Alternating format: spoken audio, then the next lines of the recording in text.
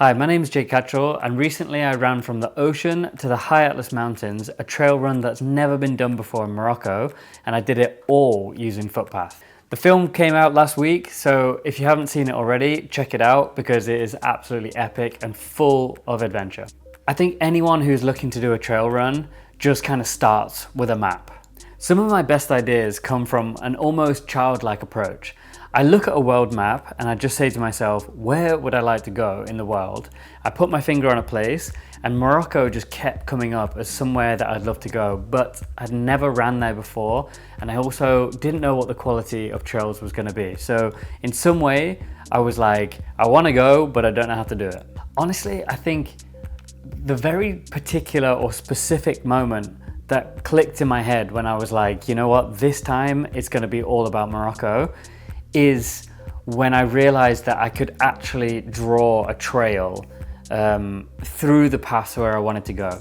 I think for me there was just a lot of unknowns of like, where can I run?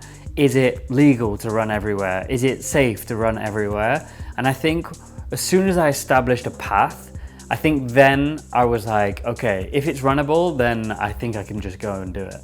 I think ultimately, if there isn't a high target for me to point towards, then it doesn't become very interesting. So I looked for FKTs, I looked for speed crossings, I saw people that had done like the whole length of the Atlas Mountains, but for me, nothing really came up as like a speed approach. No one really was like, I'm gonna go from point A to point B as fast as possible. And that's what really interested me, is that there was very little online of people actually doing this as a speed approach. A few questions that I asked myself before committing was, is it even runnable? In the style in which I'm going to do this, it's going to be done with a crew car who's going to follow me. So the other one is, can it be crewed? Can people actually find me along the way? Because I didn't want to do this completely unsupported.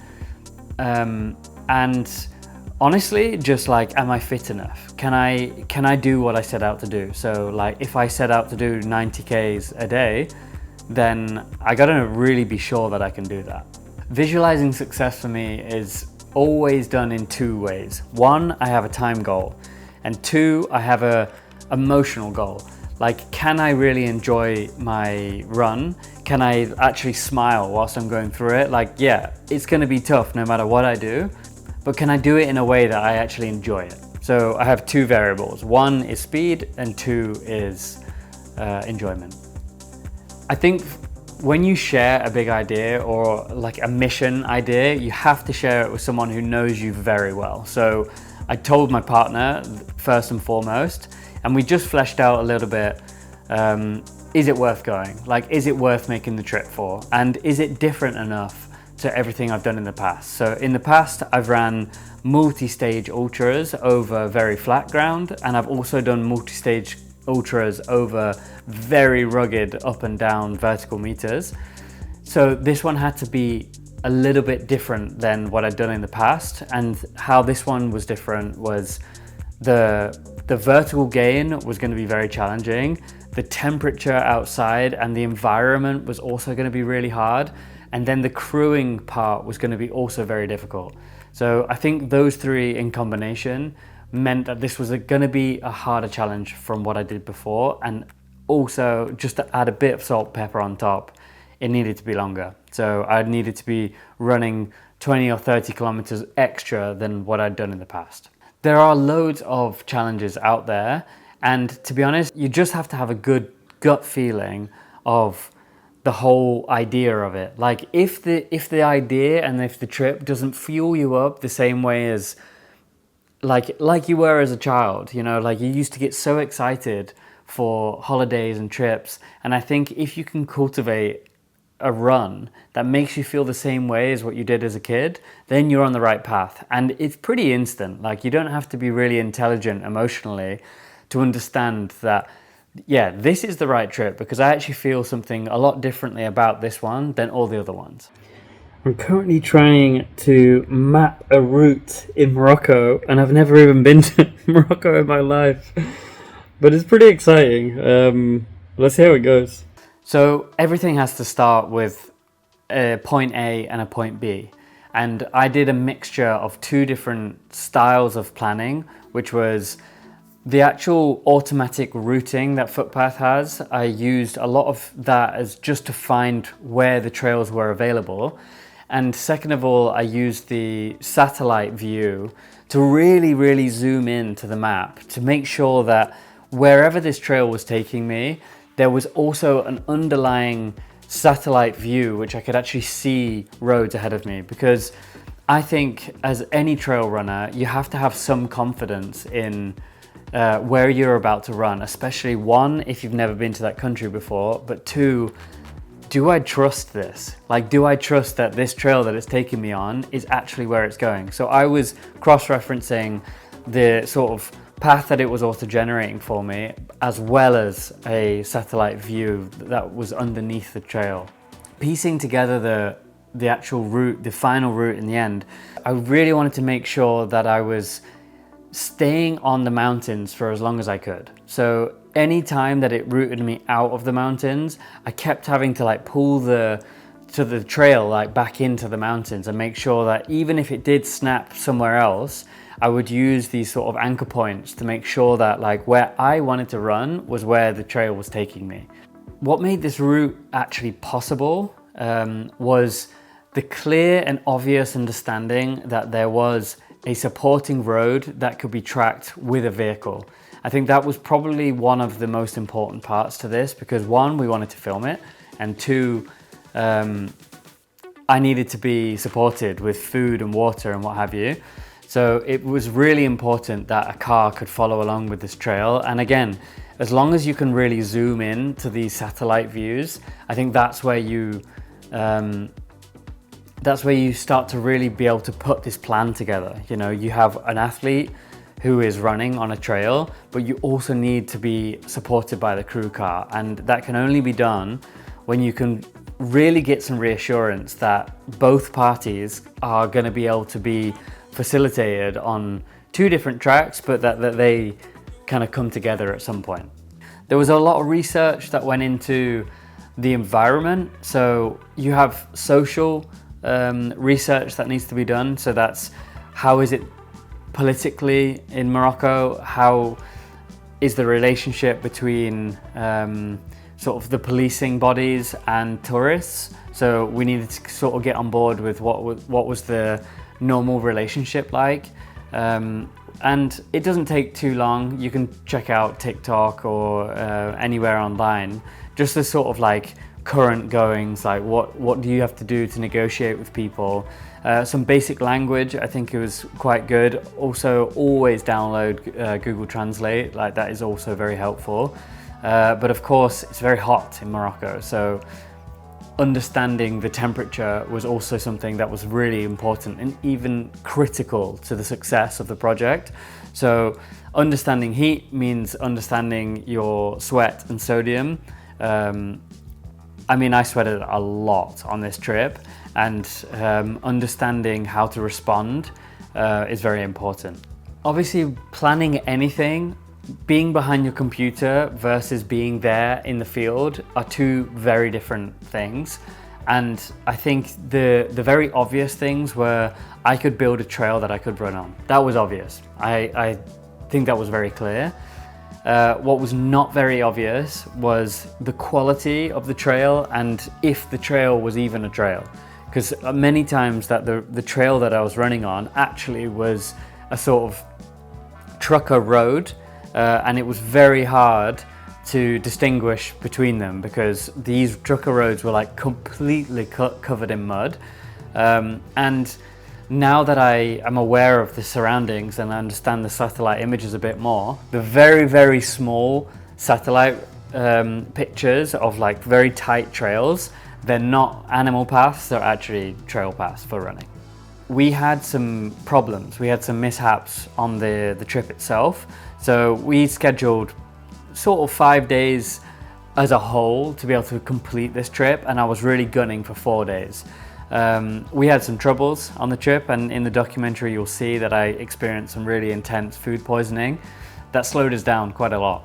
That meant that we had to sort of regroup and try and not shorten the distance, but definitely reroute us through a few of the mountain passes that I'd scheduled to do sort of alone and without the crew car. But because of my health, it made a lot more sense to actually take the route closer to roads where the car was more available to me. And this is something that we actually did on the fly. This was in a random house in the middle of nowhere. We were really changing the route on the fly. Like, I was using my phone as a hotspot to my laptop. We changed the route really quickly on the laptop. It was just a little bit easier to view it all on a laptop. And as soon as we'd sort of adjusted the route so that we could go around the mountains, you know, you just get that GPX file straight onto your watch and you're good to go again. There wasn't a lot of heavy lifting in order to change the route and have the whole process uploaded for everyone, because the crew car had a live tracking version of Footpath on their devices, so they got to see the live update on their phones, and then I got the live update on my watch as well, so everything sort of updated for everybody. And that was actually super useful for not only a tracking thing for me, but for the crew who were actually following me. So the core team was KJ, who was filming, Tizian, who was also filming, and an ultrarunner himself. And there was also a local fixer and driver who was in this sort of 4x4. And we had the car fitted with sort of like all-terrain tires, so that we could go off-road if we needed to. We did have tents. We didn't need them in the end because there was a lot of homestays that we could stay in. But basically, we were ready for anything. It was, if it rained, we were ready. If we were out of contact with civilization for a long time, we were also ready. So we had enough food, water, and everything. And when we had the ability to stay in homestays, we did. Building your crew is actually really, I would say it's a bit of a skill and a talent. You have to look for a few qualities. So for me, I needed to build a film, but I also needed to have people I knew could handle pressure. So they were actually more or less recruiting other trail runners. Other trail runners really understand then what you're going through, and then if you are having a hard time, they need to be in your head immediately. What I really like to do, especially from an accommodation point of view, is I love to research the area intensely, so make sure I understand whereabouts you can stay, and then after that I just wing the whole thing. I think I love winging a holiday and just like seeing how it goes, and I think that's the beauty of traveling as well, is that you don't really have a plan, but you have a pretty good understanding of like how the environment works, so an understanding of how much things cost, I think, is a good thing. But just generally, like, what does a homestay look like, and what would be a safe place, and who would be safe people to talk to? I think if you're a person of the world, you can kind of catch a vibe from someone pretty quickly. Food and fuel for the actual run itself. I'm a big advocate for just eating normal food on ultra trail runs. I'm not a big sort of gel kind of guy. I think especially if you're doing multi-day ultras, it's something that I think you can get gut problems from, or at least I'm very sensitive to it. So I tend to just stay with as much real food as possible, and that came in the view of like camping food. So we had dry bags that we just filled with boiling water. So all we really needed to do is boil water, put that water in the dry bag, and that was food for the mission. Of course, the only thing that I didn't really anticipate is it was so hot in Morocco that actually eating a hot food bag was very, very demanding actually, and we had to really try and let the food cool down before eating it, because when you're in such a hot environment, honestly, eating hot food bags is the last thing you want to do. And that's just with food, and I think like gear, honestly, you cannot do this kind of trip without a GPS watch. Like it speeds up the whole process. And of course you can load maps and you can have tracking stuff on your phone and devices. For me personally, I think it's just a battery life thing. I'd rather keep everything off my phone as much as possible, because let's be honest, if something bad happened, the only way of communicating with people is by phoning them. you know, or the last case scenario is sending an SOS beacon from the Garmin device. So as much battery as I can keep on my phone, the better. One thing that Morocco is actually very firm on, and that is rules. Obviously every country has its rules, and some are a bit more loose than the other ones. Morocco, we learned, was very, very particular. So if it said you needed a permit to do something, you absolutely needed one. And one thing we did need a permit for was to actually enter into Toubkal National Park. And that was a permit to enter, but you also needed to enter with a mountain guide. We had some good luck and some bad luck with this. Our mountain guide, who I'd booked weeks in advance, actually cancelled on me the day that I was starting the run, or even the day before I was starting the run. So that was actually quite frustrating, just because there's a lot of pressure. You've got the whole team there and everything. But luckily our fixer and driver knew so many people in the area, and we found a new mountain guide pretty quickly. When it comes to actually feeling the pressure of the trip as an organizer, but of course also an athlete, the times where it felt like it sort of might fall apart is when unforeseen things happen, you know. So when this mountain guide cancelled, I didn't actually know how to respond to that. I didn't really have so much of a backup of like who to call. And I think that's where you just really have to trust. You have to trust the things around you, you know. So we had the fixer and driver who obviously had a lot of contacts, and I've done this enough to know that it always works out in the end. It always works out in the end. So there was no point me stressing, and there was sort of 4 days at least between the day that I was starting and the day that I would get to the national park. So to be honest, when that happened, I just sort of decided we have 4 days to solve this, and to be honest, we'll manage. Yeah, so some unexpected problems that arose on the trip for me was the way that my body reacted to the temperature. That was something that I thought I was quite dialed in for. So I did a lot of training in South Africa for this trip. So I really was doing a lot of heat adaptation. It's very hot there, and I was really running midday heat of Cape Town. Honestly, it was brutal. So I thought I was pretty ready for it. But one thing I didn't sort of anticipate is that the sun strength of Morocco sun is a lot more intense than Cape Town. So that's something that I really struggled with, actually. And you could see that the environment temperature was pretty average. It's sort of like 22, 24 degrees. But the sun temperature was probably 10 degrees hotter than that. So that's something that I definitely underestimated. And the hotter it is, the more you sweat, and the more you sweat, the more sodium you lose. So I, at first, also underestimated that, and I wasn't taking in enough salt.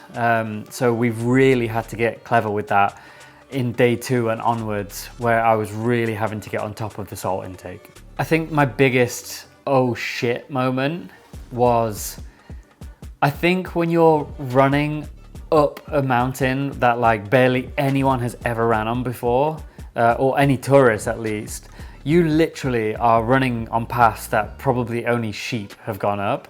So coming down mountains for me is very scary, knowing that like it's very, very steep, it's very, very far, and there isn't really much of a, if I go down here and I get stuck, then I'll just go around. I didn't know the area well enough. So basically I had to fully commit to every single track that I was going on. So I think descending on very steep mountains, just giving all faith to the route and the actual trail that I'd made on Footpath, that was probably one of my biggest things that I had to overcome, because I really just had to give all faith to the trail, you know, and yeah, it's quite scary. Obviously, I keep a lot of my own stress inside. I've learned to give the stress that I need to with the team when it's necessary, and I keep all the other stress to myself, because I think the team have a stressful enough time as it is. And there's some things that I can palate, and there's some things that they can palate. So we have a sort of unwritten agreement where they don't tell me some things and I don't tell them some things. But of course, some things are very stressful that we need to figure out together. And to be honest, I'm a bit of an open book. If there's something that's not working out, then I will pretty much just say it straight up. There's no point me holding things in, because I'll carry them for 2 or 3 hours on the trail, so they need to come out. And I'm just very I'm a very open book, and sometimes it can be something that we don't want to hear, but it just has to be said. So when I get back to the crew car, it just all comes out, and we just have to solve it there and then. Was there a turning point? I think the turning point in the whole trip was getting one day out from the last village that we would take to climb up to the top of Toubkal. So I got food poisoning on day 3, and that was very challenging, and it meant that on day 4 I had to run 100 kilometers in one day after the day that I got food poisoning. That for me was like, I had to break day 4. Like, if I could break day 4, then it meant that climbing Toubkal was going to be straightforward. To be honest, I was never really scared of climbing Toubkal. The maximum altitude is 4,100 meters or a little bit more. I was pretty comfortable with the idea of the altitude, but just getting there was the thing that was always on my mind. And I think the biggest breaking day was day 4, when I had to go 100 kilometers. It was very hard, it was very slow going, and actually after a day of food poisoning, it's very demanding. But I think that was when I knew I'm gonna do this. I think some lessons that I've learned along the way are that you're always more capable than you actually first think you are, and the only way to really truly find out if you can do it is if you try.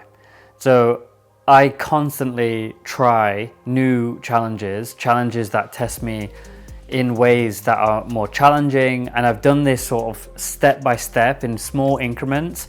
And I guess the main lesson that I've learned from this one is I am now able to navigate and operate a whole trail adventure in an environment that I'm totally not used to. And that is like a new thing that I've sort of been equipped with. Yeah, and just some fun things.